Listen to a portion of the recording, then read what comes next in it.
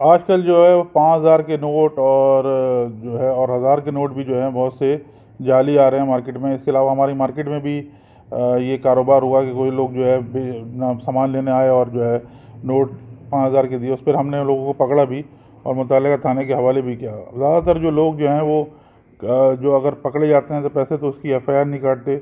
इसकी वजह से वो लोग छोड़ दिए जाते हैं।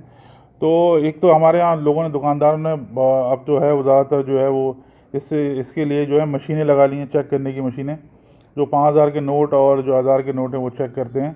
इसके अलावा जो है ये स्टेट बैंक का काम है कि ये जो है ये नोट किस तरह जो है मार्केटों में आ रहे हैं, स्टेट बैंक इसमें सख्ती करे, ये चेक एंड बैलेंस करे कि भाई ये क्या जो है नोट जो है, बहुत से जो शरीफ आदमी हैं या बेचारे गरीब आदमी हैं वो इससे नुकसान उठाते हैं और उनको पता नहीं चलता होता।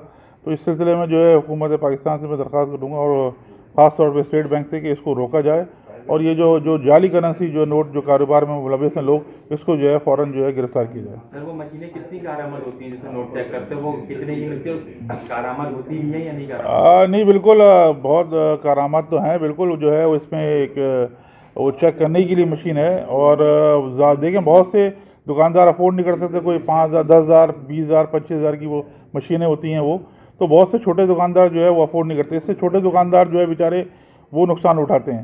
तो हर आदमी जो है इसको अफोर्ड नहीं कर सकता। तो गवर्नमेंट को चाहिए कि इस इकदाम जो ये जाली नोट आ रहे हैं इसको फ़ौरन रोके ताकि जो है आवाम जो है इससे नुकसान से बच सके।